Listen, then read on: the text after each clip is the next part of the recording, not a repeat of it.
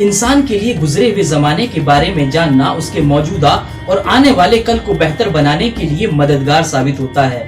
دراصل پچھلے ایپیسوڈ میں ہم نے دیکھا بنو عباس کا پتن کا دور 945 عیسوی تک، جس کے بعد حکومت کی شاشن ویوستھا الگ تھلگ ہو جاتی ہے۔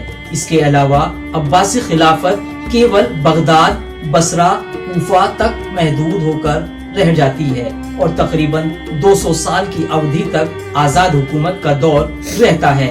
آج ہم جانیں گے بنو عباس کے آخری 7 خلیفاؤں کا زمانہ، جن کے بعد بنو عباس کا تاتاریوں کے ذریعے 1258 عیسوی میں پوری طرح خاتمہ ہو جاتا ہے۔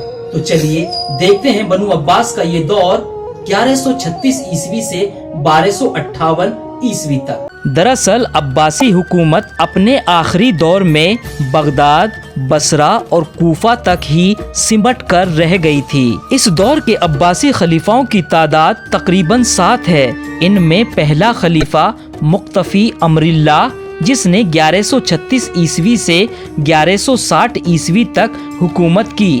اس حکمران نے سلجوقی سلطنت کو ختم کرنے کی کامیاب کوشش کی اور 1152 عیسوی میں سلطنت کو آزاد کرا کے اپنی حکومت میں شامل کر لیا۔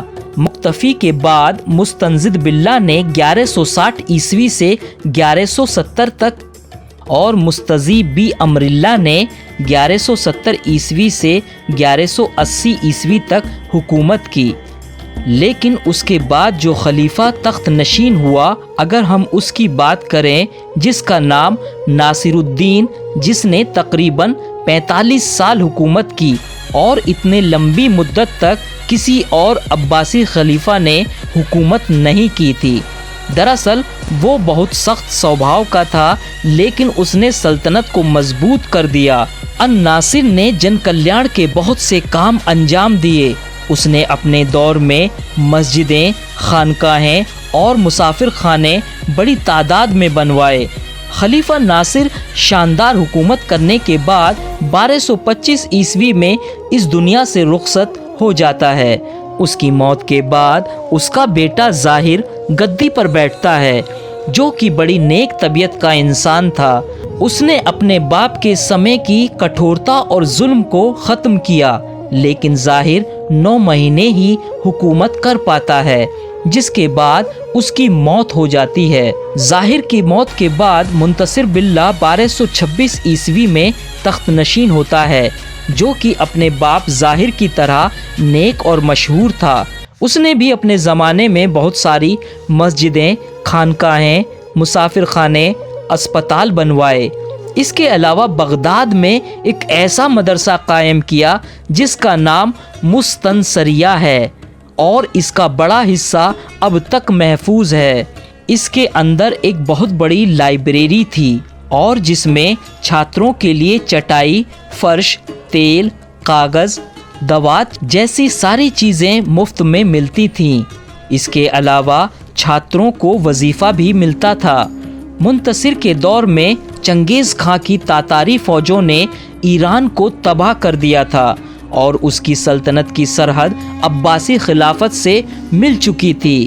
اب اس خطرے کی روک تھام کے چلتے منتصر نے تقریباً 1 لاکھ سوار فوج اور پیادہ فوج تیار کر لی تھی، لیکن اسی دوران 1242 عیسوی میں اس کی موت ہو جاتی ہے۔ منتصر نے تقریباً 17 سال حکومت کی۔ منتصر کی موت کے بعد مستعصم باللہ تخت پر بیٹھتا ہے، جو کہ تکبر رکھنے کے ساتھ بے وقوف بھی تھا۔ اس کے اندر حکومت چلانے کی قابلیت نہیں تھی۔ اس نے منتصر کی جمع کی ہوئی فوج کو بھی توڑ ڈالا۔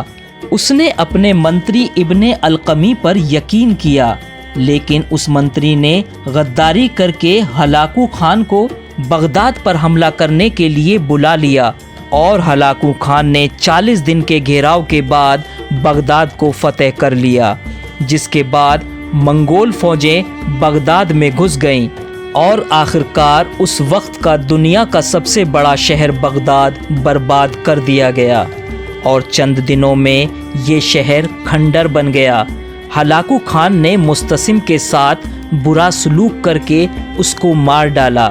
वहीं उसके वजीर इब्ने अलकमी जिसने गद्दारी की थी उसके साथ तातारियों ने कोई सलूक नहीं किया और चंद दिनों के बाद वो भी मर जाता है और इस तरह बनु अब्बास के दौर का तातारियों के द्वारा खात्मा हो जाता है।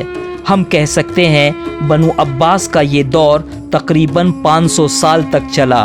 अब्बासी दौर के बाद हम आपको बताएंगे उन हुकूमतों के बारे में जो खुद मुख्तार अलग अलग जगह पर कायम हुई। इनमें सबसे पहले जानेंगे सामानी हुकूमत,